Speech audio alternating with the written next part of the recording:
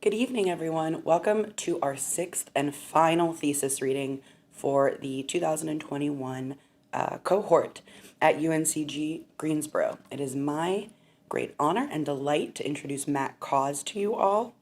He's an MFA candidate in fiction at UNCG Greensboro. He has lived in Argentina, Spain, Costa Rica, Honduras, and scattered cities, both big and small, across the U.S. His story, Ashes to Ashes, won the 2019 Slippery Elm Prize in Prose. Matt sinks you into his stories. Actually, it's more like he drops you from a helicopter, and the story has already begun to unfurl before your feet have reached the ground. Once you are on the ground, Matt gently but confidently places you, maybe nestled in a hiker's backpack through Guatemala, embedding a reader onto the pages of an imprisoned Argentine journalist, or he splays you out on the beach of a small single payphone town. Matt's diction is pithy but lush. In one of my first letters to him, I wrote, quote, "While your prose tends to be concise, neat, and unfussy, you evoke strong feelings from your reader. It is impressive and enviable." In others of my letters, I would describe the relationships in Matt's stories as heartbreaking. His understanding of self and fiction is remarkable. Matt isn't even including the class's favorite piece in his thesis. We've asked him about it, the fishing one. "We love that piece," we have shouted at him. "Don't abandon it," we've cornered him at parties. But Matt says, "I'm not ready to finish it yet." And there's something amazing about this ability to not bow to our pressures just because it would be easier. To those who don't pay attention, they may look at Matt or read his writing and see a traditionalist. But he is a master of small subversions of expectations, of descriptions, which create rich, unique worlds. His characters are wandering through their own morality, convinced that there has to be a way out. They hold themselves up to society's expectations, desperate to measure up. To me, Matt's stories are about the lengths we will go to heal, whether that balm is a good or a bad thing. If we were in workshop, though, Matt would probably disagree with me on that one, because in class we often found ourselves at the opposite ends of prescriptivism. I'd say, cut the girlfriend, while Matt tells the writer to make her into a wife. It does mean, though, that when Matt jotted down a suggestion I gave, I knew it had to be a really damn good one. Matt is, thankfully, far more gentle with his friends than his characters. He is an excellent listener, which is probably why his dialogue is so impeccable, and gives the most satisfying facial reactions to salacious and juicy gossip stories. He's an arbiter of truth, the Loki which balances our cohort. And while he may pretend to judge you for a decision, he'll never think any less of you. It is my joy and honor to introduce Matt Cause.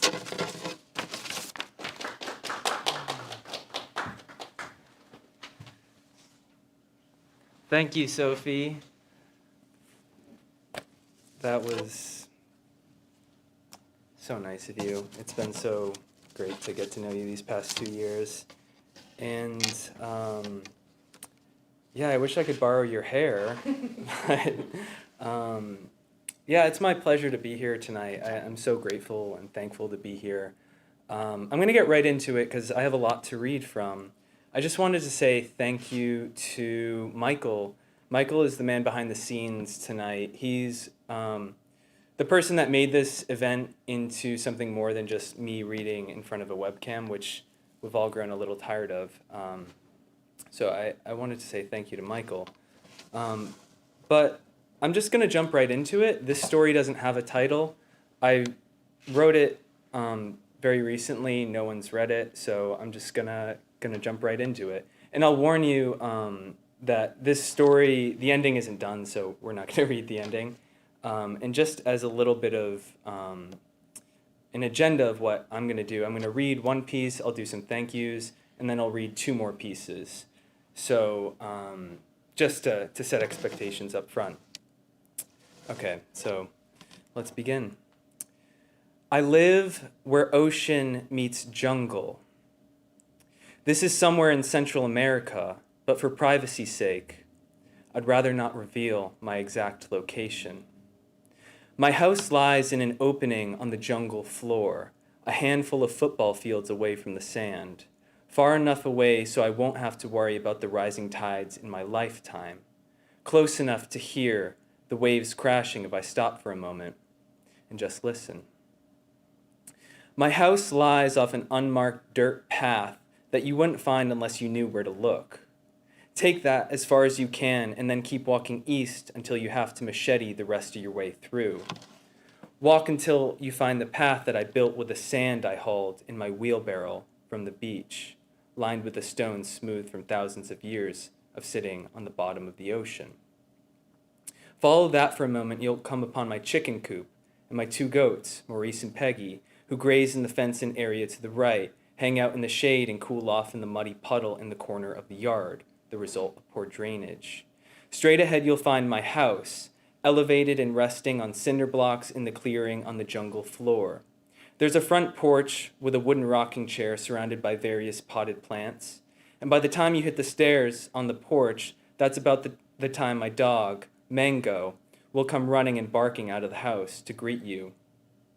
Mango is a jungle dog, a mutt. He's the only thing to have found me out here. He's harmless. Just squat down and extend a hand and give him a pat. My house is small, though it's bigger than I need. A small kitchen's to the right with a stove and a solar fridge. A bit further past is a kitchen table. And a bit past that, a living room. A couch faces a small TV connected to my DVD player, an N64, which I haven't played too much lately. And in the corner is my record player and record collection, which has everything from Mozart and Schubert to Chuck Berry and Waylon, The Doors, and A Tribe Called Quest.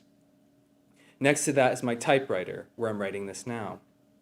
Go down the hall and take a right, and there's my bedroom. Not too much to see here. A bed that's never made, a screened window that's always open, Mango's dog bed in the corner. Across the hall is the bathroom. Normal as far as bathrooms go, except for the incinerating toilet. There's no septic out here.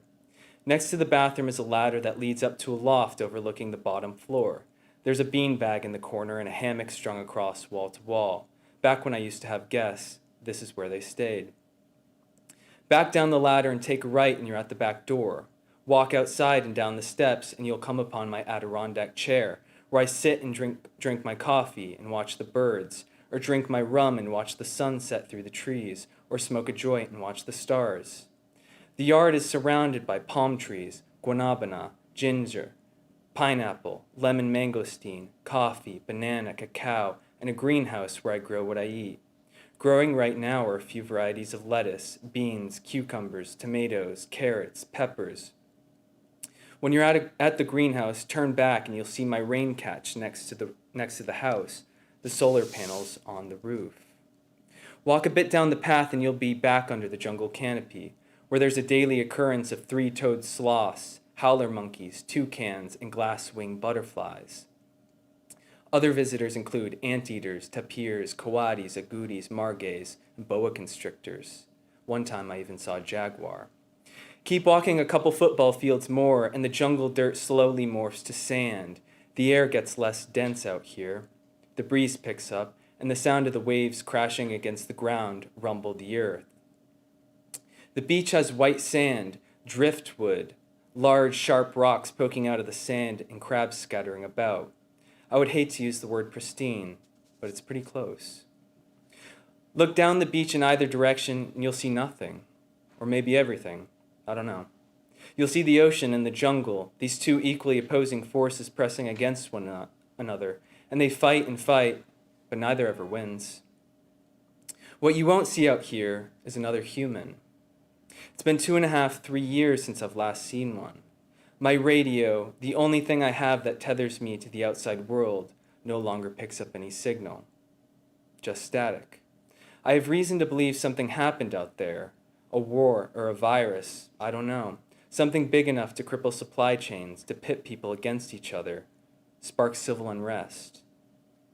Anyway, you can imagine my horror the morning I walked to the beach and saw human footprints in the sand. Thank you.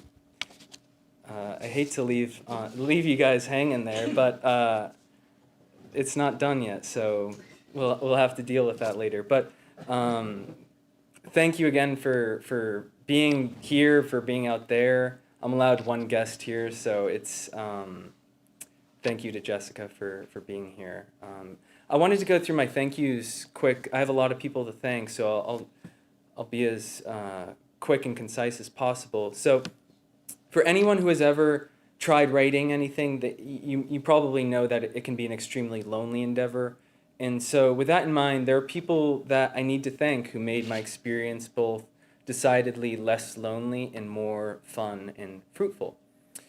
First, I'd like to thank Terry Kennedy and Jesse Van Reenen, who make this program possible and keep it afloat, and who are also just fantastic people and editors to work with at the Greensboro Review, where I work. I'd also like to give a huge thank you to my cohort, both on the poetry side, but especially the fiction side, Joe, Sophie, Ashley, Chris, Courtney, who showed up every day to challenge and inspire me, and who I fear have given me much more than I've given them. Teachers, every now and then you take a course with a teacher who changes you, and I can honestly say that I had that experience with every single one of my professors here. I wholeheartedly believe that if there were some game show that made creative writing faculty survive in the wilderness and compete to teach students, critique their work, dissect structures of poetry and fiction, and give sage advice, the UNCG faculty might very well win. The first professor I'd like to thank is Professor Andrew Porter at Trinity University, who was my first creative writing teacher and encouraged me early on and also supported my MFA applications. Tony Kuda, who has taught me so much about teaching, skills and strategy-wise, and who brought me into the world of the Divine Comedy during a pandemic, which should be illegal, but nonetheless that was very fun. Craig Nova for opening up my eyes to the possibilities in creative nonfiction, and for perhaps the best sequence of stories I've ever read, and for teaching me how to set a hook and keep a reader hungry.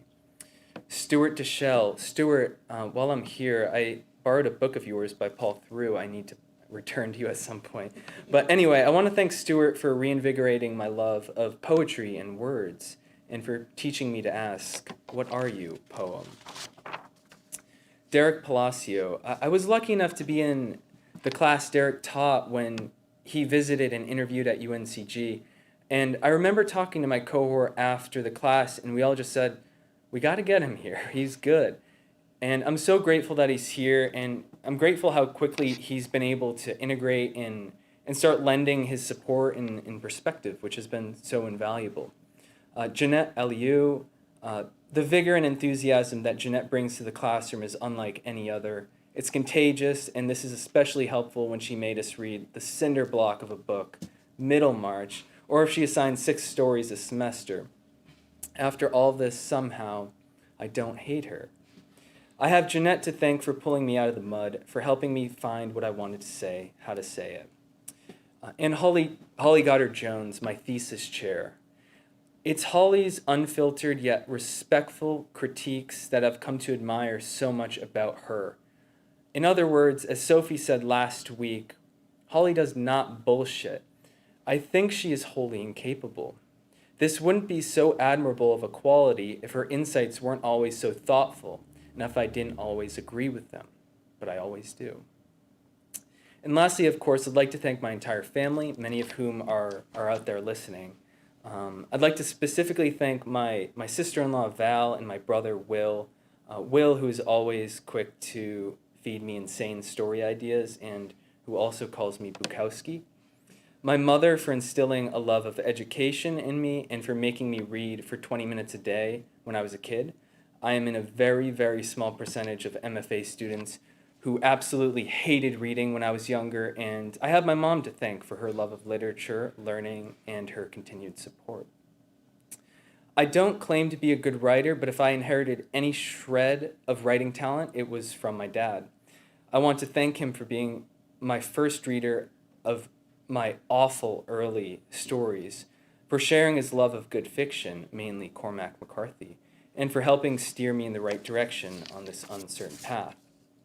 And lastly, for my partner, Jess, who is here, who, like my cohort, I'm afraid has given me far more than I've given her. It's not the easiest thing to be with a person who does what I'm doing. Locking myself in the room for hours on end to write, putting the worlds I write in before the worlds I live in. I heard somewhere, and maybe this was from Stuart, I have reason to believe it was, I heard somewhere that if you ever want to know if someone loves you, tell them you want to be a writer. And Jess has always taken me for who I am. And it's her patience, optimism, and constant willingness for adventure that I'm just so grateful for. If there's one thing in common with everyone that I've mentioned and everyone out there listening, it's that you guys are all my ideal readers. And writing can be an extremely selfish thing, and it's moments like this where I'm excited and grateful to be able to share those. I'm going to get right into the next story now, and thank you again for being here. This one is, again, I hate to leave you on a cliffhanger, but this is a close to a 40-page story at this point, so I'm just going to read a quick excerpt, the first 9 or so pages. It's called Isabella Buendia. Take a quick sip of water first.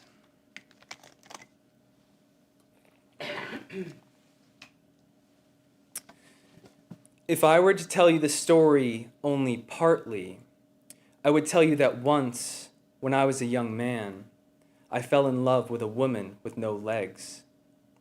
She worked at a brothel in Buenos Aires, and then later for a traveling circus that performed for small crowds across South America. Her name was Isabella Buendia.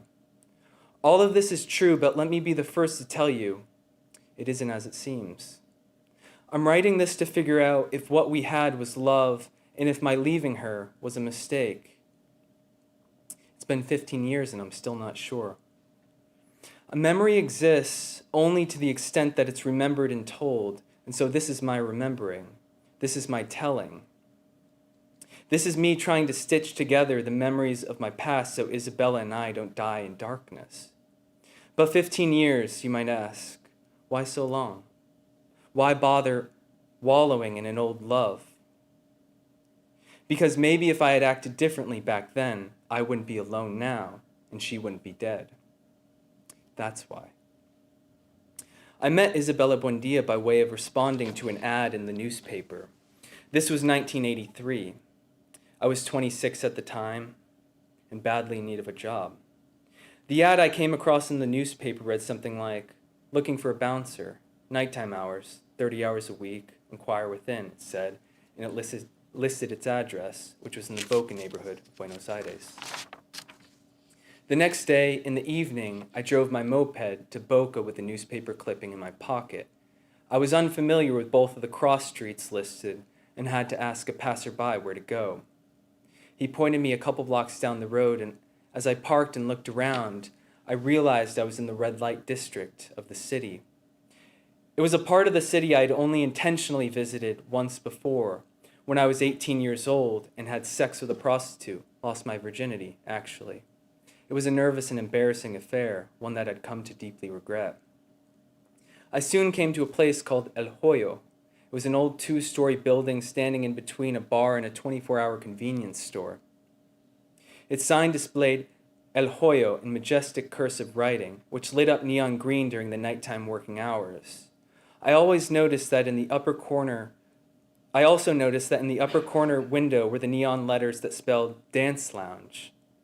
Like the main sign, it was unlit during the daytime, but as a resident of Buenos Aires, I knew the words Dance Lounge sometimes were used as a code to indicate a whorehouse.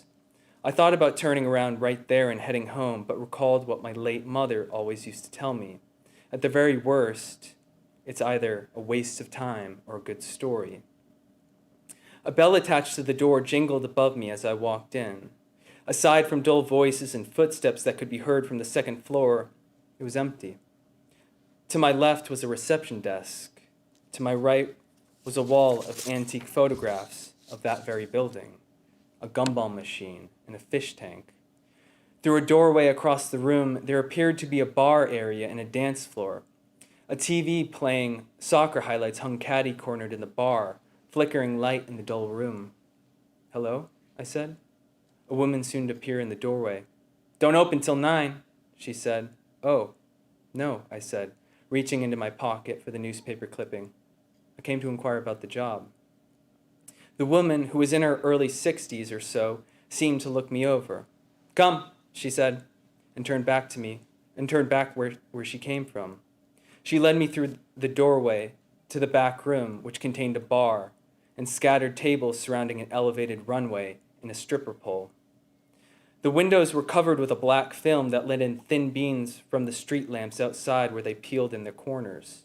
A tacky chandelier hung next to a disco ball on the ceiling, illuminating the room with yellowish light. It smelled of wet cigarettes, spilled beer, a smell that emanated from the carpet on the floor. She led me to the back table, which was littered with paper, open envelopes, and an ashtray with a lit cigarette. "Was just paying some bills. Take a seat," she said. "Lucia." "Martine," I said. We shook hands. The padded cushion of the chair wheezed as I sat down. She organized her bills into a pile, moved them to the side of the table, and then took a drag off of her cigarette. "Let's hear it," she said. "Hear what?" "About yourself, why you want the job, I don't know. You tell me." Well, I'm a high school graduate, a rugby player, and I have a good amount of... Stop. Don't bullshit me here. Not in this interview, she said. "What's it you want?" "I want?" "You here for the friendship, scenery?" "No, ma'am." "Then what's it you want? And don't call me ma'am." "Money, I suppose." "That's a start," she said, expertly flicking the ash off her cigarette in the ashtray. "You worked a job like this before?" "Yes. I used to work security at a bar in Palermo. What happened? It closed down. Shame." "You like this sort of work?" "You're built for it," she said, reaching across the table, squeezing my bicep. "Very much so," I said. "Remember what I said? Don't bullshit me here. Let's try again," she said. "What's your least favorite part of bouncing, of being a doorman?" It took me a moment to think. "The fighting. I had to fight a few times at my last job. Some people think that, because of my size, that it's something I take pleasure in doing. This isn't true." "Big old teddy bear there, aren't ya?" she said. Okay, I can respect that, I suppose. Most of our customers are regulars. Many have been coming for years and years, don't pose a problem. But, of course, circumstances arise, and when they do, I'll be ready to act appropriately. But you asked, I know what I asked. Can you start tomorrow? I arrived a half hour early on my first day, as I was told. When I walked through the door, Lucia, who was dressed quite formally, gave me a hug and a kiss on the cheek as if we had known each other for longer than we had. She held my hand as she brought me to the back room where I had interviewed. People were scattered about the room this time, girls, working girls. A couple sat at the bar flicking through the channels on the TV. A few more were at a table playing cards. Another was on the pole hanging upside down, legs split. Closest to me was a topless girl with glitter smeared all over her breasts, painting an inch-long lacquered nail. Next to her, a girl placed X's over her nipples with electrical tape. "He's new security," Lucia announced as we passed through. This garnered no reaction. "Bar here, kitchen in the back, bathrooms in the corner. You get it, ain't much." "Here, let me show you the upstairs," she said, leading me up the staircase behind the empty reception desk. "How many employees are there total?" I asked. "Let's see, there's 11 working girls at the moment, 12 if you count Isabella." "Isabella?" "She's our cashier, bookkeeper, keeps this place running. Sits there." She pointed to the empty reception desk. At the top of the staircase, there was a hallway of 15 or so rooms, all with their doors closed, all numbered. "Pretty self-explanatory. This is where the girls take the clients. Also where some of them live," Lucia said, opening one of the doors. There was a twin-sized bed tucked in the corner, a dresser, a desk. Everything was neat and orderly, but there were certain details of the room. A cheap paperback novel on the desk, a sweater hanging on the back of a chair, a laundry hamper in the corner that made the room seem lived in. "The girls live here?" I asked. "Some do, don't have to. But we let them stay if they got nowhere else. Only ask they chip in for utilities. Now there's one more thing I need to show you," she said. "Don't expect to use this, but take a look at this thing here." She pointed to a very old fire alarm handle on the wall. "There's one of these in every room. Now, if something weird's going on with one of the clients and the girl feels threatened in any way, they'll pull this. If you hear the bell, your job is to run up here and see what's wrong. Everyone else will exit the building thinking it's a fire, but you're up here. Clear? But what if there's actually a fire? Don't get smart with me here, she said. Just as we were about to head down the stairs, we heard the bell jingle above the front door, and someone yell, "Buenas noches, my lovely miscreants!" Other voices screamed back, greeting her, including Lucia, who hollered, "Buendia, Miss Buendia!" down the stairs. And then she turned to me and said, "That's Isabella." As we made our way down the stairs, that's when I saw her for the first time. Isabella. I'll never forget it. She was balancing on the chair next to the gumball machine, sprinkling fish food into the aquarium. As Lucia and I walked down the stairs, she lowered herself off the chair and looked at me as Lucia said, "Isa, he's new security." When I think of it now, my memory rushes to that face of hers, those dark blue eyes that had a strange way of pulling me in, her golden blonde hair French braided, draped over her shoulder. And how she approached me, wiped her hand on her shirt and said, "Sorry, fish food on my hand. Isabella." I told you at the beginning of the story why I'm interested in telling it. I'm interested in telling it because I'm alone now and Isabella is dead, and I often wonder whether these things would be true had I acted differently. And if this is why I'm telling this story, to discover the truth of the matter, I need to tell the truth of the matter, and I'm afraid here, this isn't what I've done. You see, what I choose to remember now has the benefit of 15 years of obscuring the shameful things I thought about Isabella when I first met her.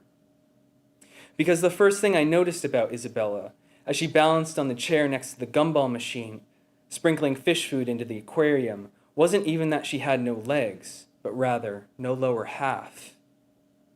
Nothing at all below her torso. And when Lucia hollered, "Isa, he's new security," she approached me not with a wheelchair, but by walking on her hands.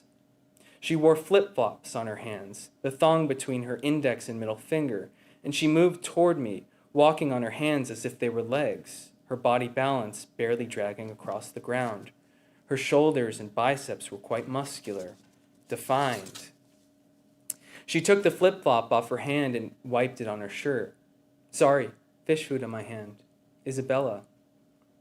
It was then that I noticed her French braided hair and those dark blue eyes. I felt ashamed for noticing then, ashamed for acknowledging now that, put quite simply, she had a face that didn't match her body. Her face seemed to belong to a woman you wouldn't think twice about, one many would call pretty. I would come to think so, but not then. As Lucia continued explaining the various procedures of my job, ID checks, pat-downs, when to refuse service, etc., I watched Isabella walk around the reception desk and quickly climb into her chair. I couldn't help but think, how could a person like that come to be? Had she been born like that? Or had there been some accident? It was difficult to fathom an accident that would leave someone like that alive. It looked as though some mythical creature swallowed her whole, half-digested her, and spewed back up a perfect half-human. She survived, and got a job, working in the same room as me in this rundown brothel in Boca. Thank you. Sorry to leave you guys hanging once more, but this one is, we'll reach a conclusion on this last one.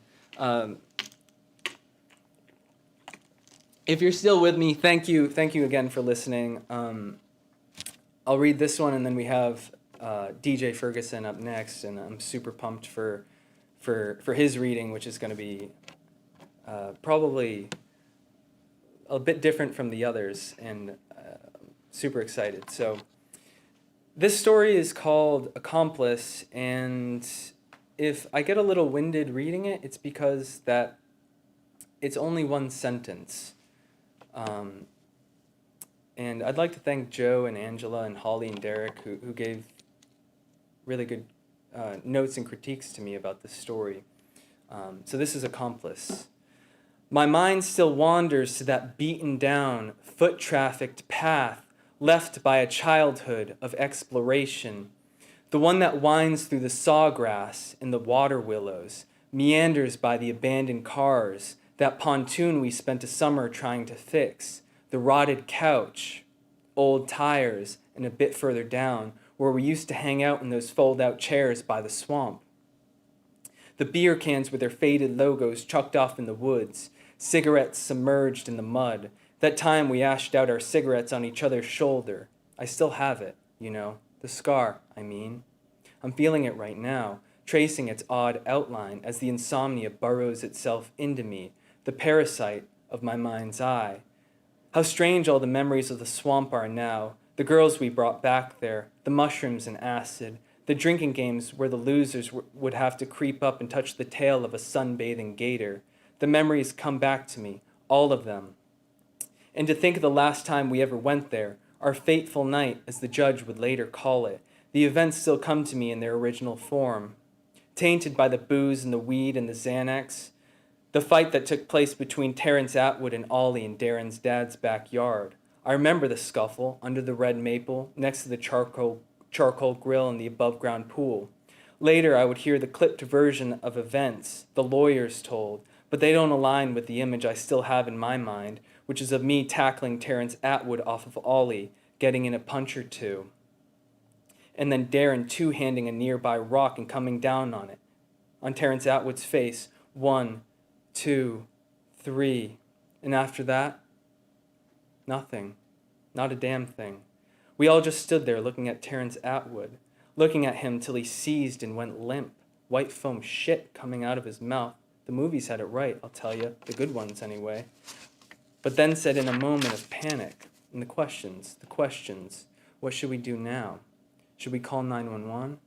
And let's just take him to the swamp. Funny how we settled on the first thing that wasn't a question.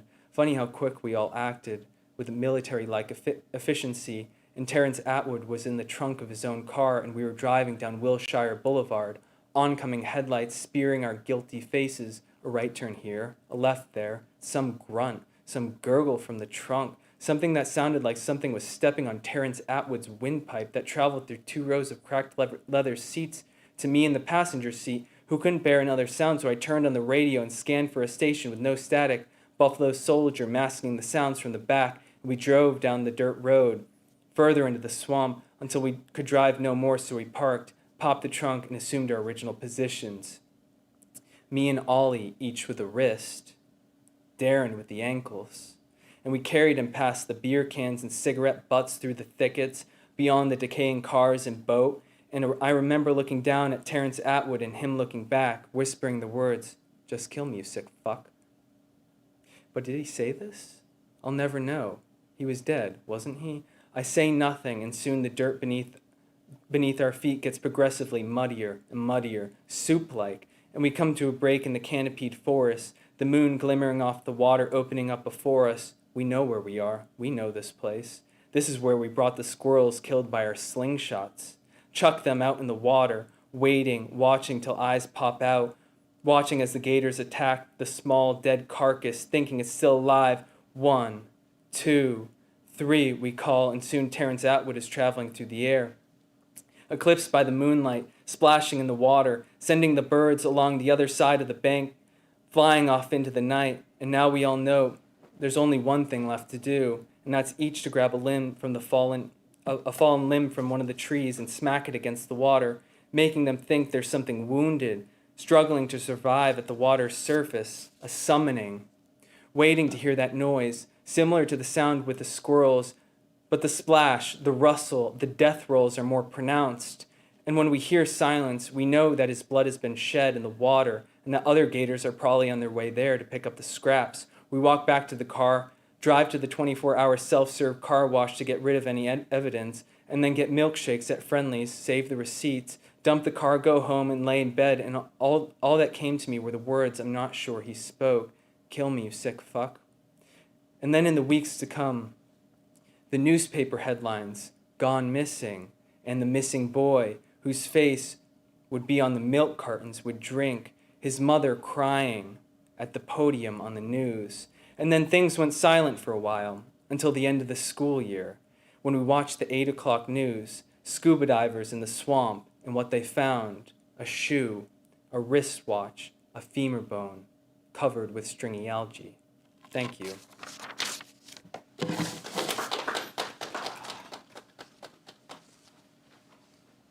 All right, DJ. First of all, as a several times father myself, it is my distinct and austere pleasure to officially welcome you into the club.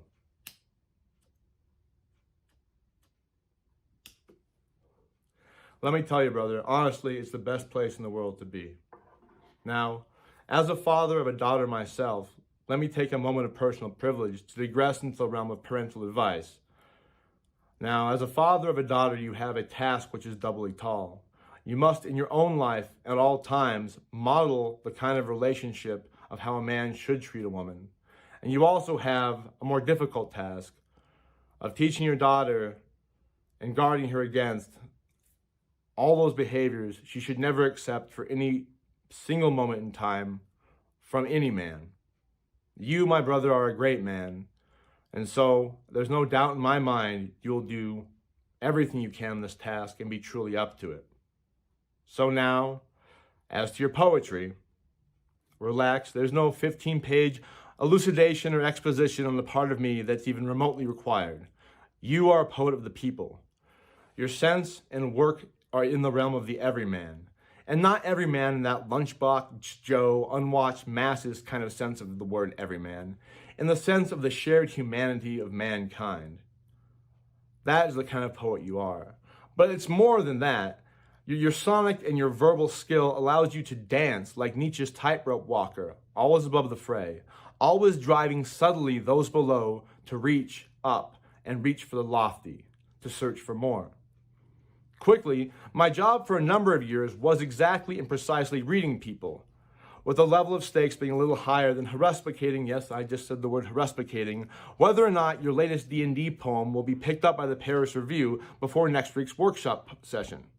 So, let's say, if I were to give you a 48-page commentary on the etymological origins of the word daemon, and perhaps footnote 3 copies of 800-page volumes of Livy, and shove 1 copy into your mailbox at the university and another under your windshield wipers, and perhaps put the other one in the postbox at your home address, I'd imagine you actually read all 3 copies. Why? Because you're a poet who gives a shit.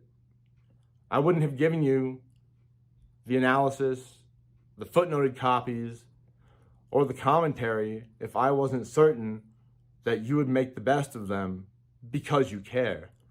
So I will invite our audience tonight to look below while delighting in the particular pleasures given off by your verbal agility, your sonic pommel horsery.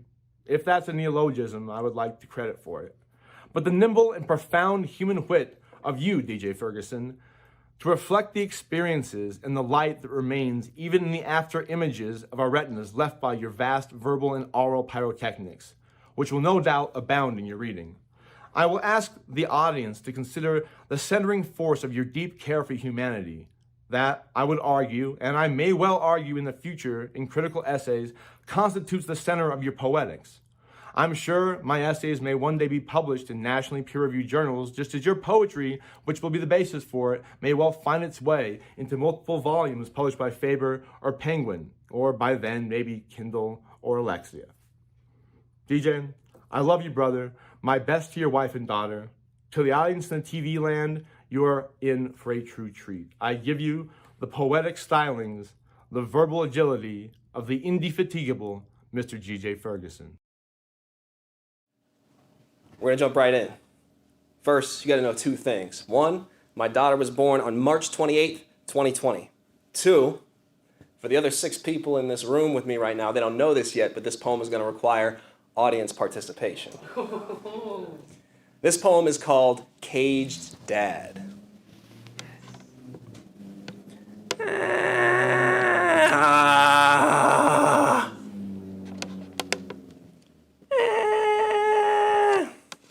You gad. Fag. Fag. Fag. Fag. Fag.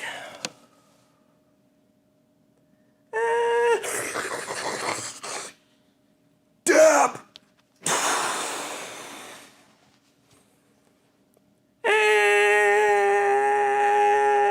Cab? Cab?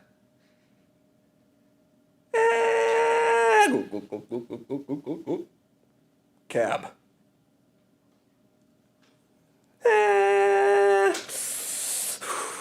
Goop. Bad dad. Goop. Bad dad. Goop. Bad dad. Gulp. Bad dad. Gulp. Bad dad. Bad dad. Bad dad. Bad dad. Gaffed. Bad dad. Add bag. Add bag. Bad dad. Bag. Bad dad. Baghdad. Baghdad. Bad dad. Bad dad.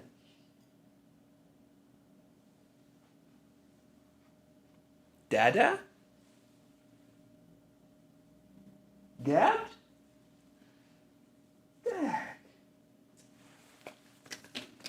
Nice job. Nice job, y'all. That was perfect. I wanted to start there because it gives me a chance to talk about other people. That poem requires other people. And Michael said it last week. The isolated writer at a desk thing is a total myth. First, my wife, who played the part of my daughter Fela just now. While I was scribbling poems and playing World of Warcraft in my cage, she was busy running the VA Medical Center in Durham. Thank you for letting me go back to school and live like a peacocking house husband for 2 whole years.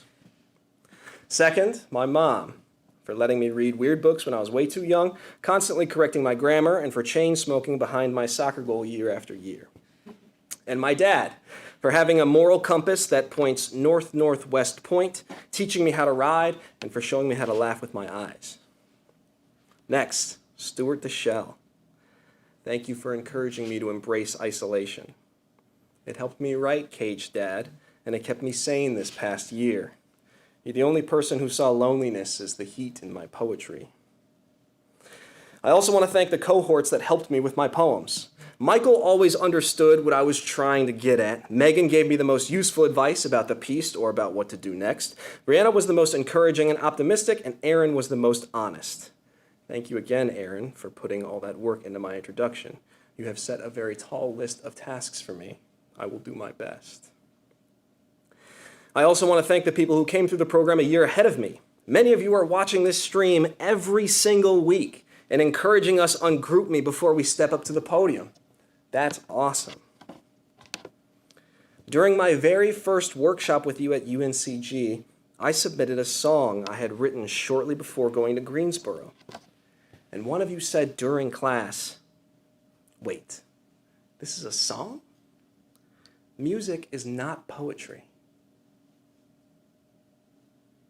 I think about that all the time. That's probably part of the reason why I wrote Caged Dad. If you saw the entire poem written down and you were a musician, you might notice that it only uses the letters A, B, C, D, E, F, and G. It uses all 8 notes to make music out of isolation. This is how a lot of my work operates. I perseverate on something, usually something that makes me angry or curious, and wait for the right vehicle to come along and exorcise it from my skull. Sometimes the vehicle is very tiny. When Stuart encouraged us to work in syllabic form, I decided to use the 9 beats in the Morse code SOS, 3 dots, 3 dashes, 3 dots, as a formula for desperate haiku-like poems. Here are a few of the better ones. Spoiled milk. Church boy's been pasteurized. Principal, no trench coats. Columbine. ASL? 18F everywhere. One of my favorite poems was born from a Wikipedia rabbit hole.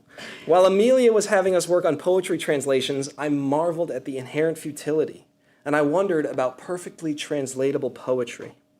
Then Dr. Beveridge introduced me to Zipf's Law. Take a moment right now, if you're able to look up the Zipf mystery on YouTube. That's ZIPF. You're looking for a Vsauce video. Can you see that, Michael? Is that okay? If you love language, or you just like Vsauce, please put this right now in a browser tab. It's about 20 minutes. I know a lot of you language nerds are out there. My treat, save this for later. The quick version of the video is, every language, even made-up languages, naturally produces a special data set where the rank frequency distribution is an inverse relation. What this means is that the most frequently occurring word in a language, in English it's the, occurs twice as often as the second most common word, be, and 3 times as often as the third most common, to, and so on. I wrote a poem using only the 50 most popular words in English. It's called Zipf's Blessing. To be one with all this, you have to will it into being. They will not say which one is the one, for that is not what this is all about or all for. For that would be as you would have it. It's up to you, but if you go with me, you will get up and be all about it. You will see that all you have or will have is not from me. It's there with you. I get out of it what you do with it. This is not what you have to be or do. It's about who is so and who is so out there. That's a nice transition to some of my weirder poems. The next poem is dedicated to Matt Kaz and Sophie Nunberg. Yeah. On September 18th, 2019, these two immediately answered my 10 p.m. text message when I was stranded in Greensboro with nowhere to turn. Matt's text message says, Matt Kaz here. Got plenty of space here if need be. I'm a little further from campus, but let me know if you need a crash pad. Sophie says, her address, it could be tidier, but I have a blow-up mattress and foam topper with your name on it. Also great timing because I just had some pizza deliver. Also, I just finished packing my coffee grinder. I went to Sophie's and started writing this poem. Thanks anyway, Matt. Also, thank you for doing all the legwork on our flyer tonight. This poem is called I Pity Thee, Fool. For the motherfucker who tried to steal my motorcycle from the corner of Oakland and Highland in Greensboro, North Carolina on September 18th, 2019. Was my motorcycle's ignition the first hole you ever drilled? Or just the most recent in a long line of hopes never fulfilled? Stilled, silent streets see your hedonist need for my elitist of steeds. Your cretinous deeds, proof of truth that some goofs are so uncouth they only have one use, eating this seed. Maybe some thoughts will grow. Gotta weed first, though. Creed of greed's gotta go. This planted canto can't grow in bandos. So reap the wheat of these sheaves that I sow. Believe what I know. Thieves be blind, bro. Your road forebodes the smoke of 10,000 volts. Ugh. I hope the fair chair marries us so we can share air and buried crust. My lust for justice must be just fairy dust. This next poem is just a memory. I want to thank my sister Ashley for insisting that I watch a Goofy movie with her a bajillion times in a row. It's called Roxanne. I'm at the neighbor's house because my parents said it'll save money to split a babysitter, and we're going to watch a Goofy movie, but first we got to set up the tent in the family room because that's what she got for Christmas this year, and that's fly as hell. So we got all the couch cushions from downstairs so we could build a movie theater, but she's only got one sleeping bag, and without missing a beat, I'm like, we could share one. I could just tell the babysitter was about to be like, oh, like you do when kids are just playing around, but I shoot her a look like I swear to God, don't mess this up for me, and she doesn't, probably because I'm like crazy buff, and the neighbor girl, she knows it too, so she gets in the sleeping bag, and I'm like, oh shit, I'm hella smooth. And it's not like we're even touching or anything, because it's a pretty big sleeping bag, but still, count it. I mean, it's not first base, but still, if I close my eyes right now, I can smell Raspberry Jolly Rancher, wet golden retriever, and green polyester. I swear to gosh, if L'Oreal ever finds a way to bottle that particular olfactory combination, you will find me naked in a tub full of it tomorrow, with an orange extension cord wrapped around my neck and Powerline soundtrack skipping wildly on a Discman that's endlessly repeating itself in a feeble attempt to stand out. Ooh.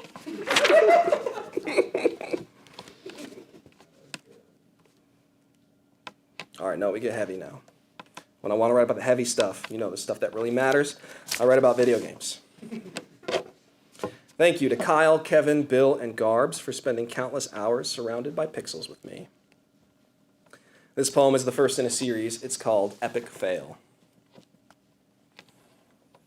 There is a boy lying flat on the ground, arm pillowed under copper-colored hair. His light rhythmic snores accompany sounds of torchlight bouncing with a polished glare. 26 onyx slabs make up the floor, twin sconces through which 2 torches are shown, and on the north wall a large wooden door. All else in the room is hewn from sandstone. 4 of the square meter slabs are inscribed with carefully calligraphed filigree. 1 underneath and on the boy's 3 sides, these letters are the first things he will see. A W sits in his line of sight, a curved S nestles literally. A D occupies the square to his right, and an A allures alliteratively.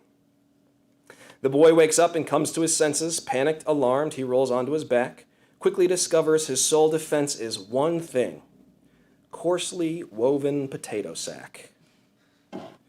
He gathers himself and stands unsteady, glances at the cryptic alphabet soup. Wads?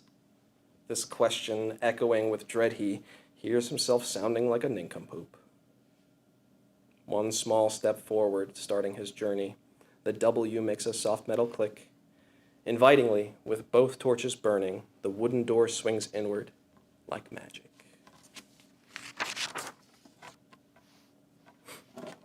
All right. Initially, I wasn't going to go this way, but I really like the phrase sonic pommel horsery. So I'm going to do a poem and a couple of songs that try to do that justice. At this time, I'd like for Michael to open the YouTube chat. You guys get to decide. And if for some reason there's a strange tie, I'll let the people in the room be the tiebreaker.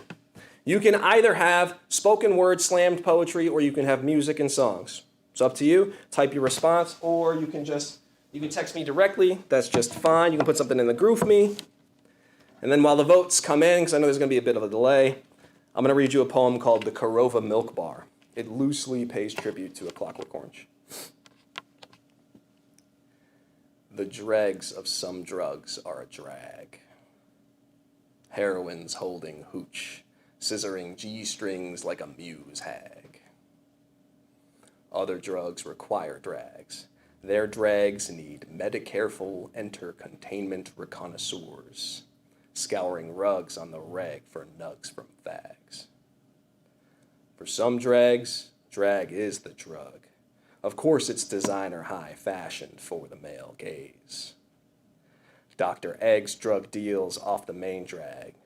Needles point crime lines of the highest degree. Nothing in the GroupMe. Okay, thank you. We have Michael. We have a fairly unanimous call for music and songs. Okay, I got one in for the YouTube chat. Thank you, Labs. Thank you, Patty. Thank you, Lums. All right, stand by. 30 seconds, please. Let me prep. Just 30 seconds, 30 seconds.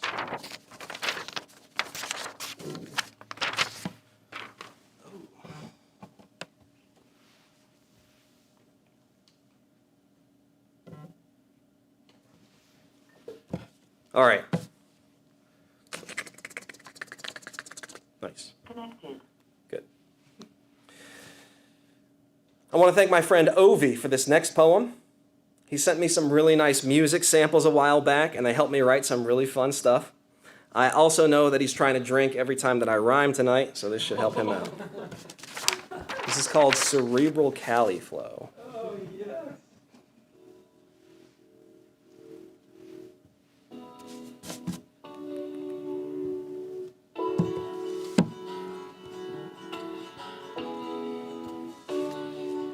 Cerebral Cali Flow.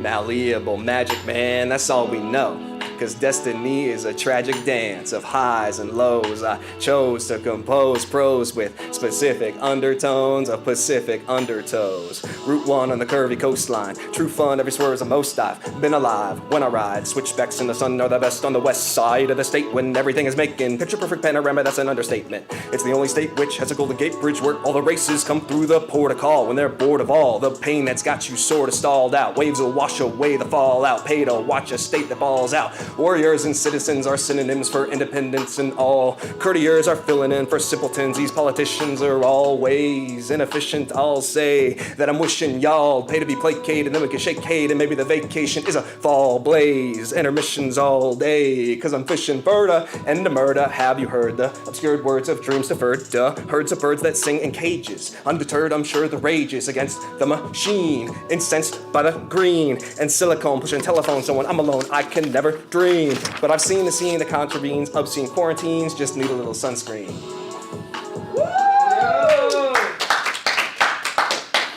Word. All right, we got one more. I got two more actually. I lied. Is Opie still alive after that? All right. We go back a little bit towards the beginning. This is part of the song that I submitted 2 years ago. It's called Hurricane Cora.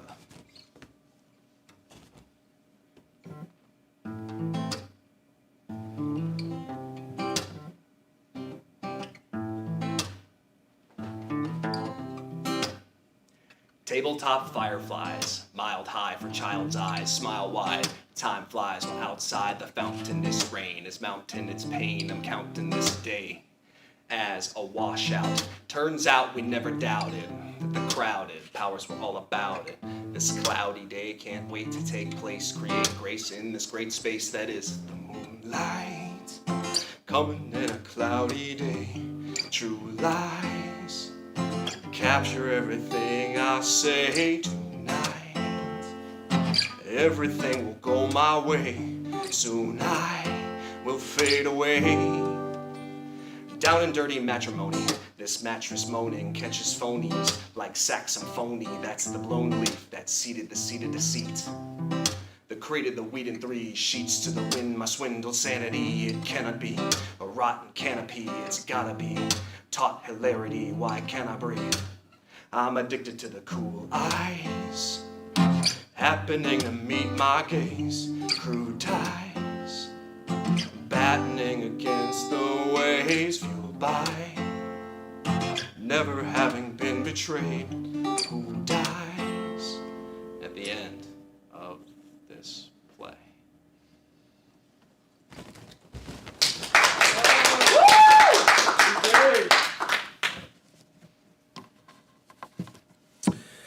Thank you to Terry and Jesse for orchestrating all of this and welcoming me into the program. Thanks to Jen Whitaker for keeping us all smiling during a difficult semester. Thanks to my neighbor Alan for keeping me fed and sane. Thanks to Amelia Phillips for encouraging me to be weird. If any members of my soccer family made it this far, whether you're the high school captain that taught me how to play guitar, the coach that talked me down, or my over 30 motor co teammate that doesn't let me skip lunges, thank you. You guys saved my life. I'll send you all to bed with a nursery rhyme. It's called Thela's House. My house is a universe, so much to explore. The sky Daddy calls ceiling and the earth he calls floor. When I ask how he's feeling, he just looks at me, bored. He probably can't understand me. We just don't use the same words. We don't even have the same eyes. They might look the same color, but he sees the absurd, where I see a secret surprise. What about his ears? Maybe he hasn't heard that the stove uses magic to make food tasty, and that grass is just hair from underground gnomes. The trash we throw out disappears, never wasted, and that sunshine and smiles power our homes. Our dreams in the night become real when we chase them, or so I would like to believe.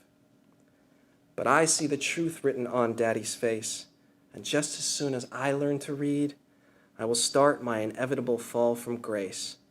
First I bleed, then I breed, and I'll leave. Thanks, y'all. Good night.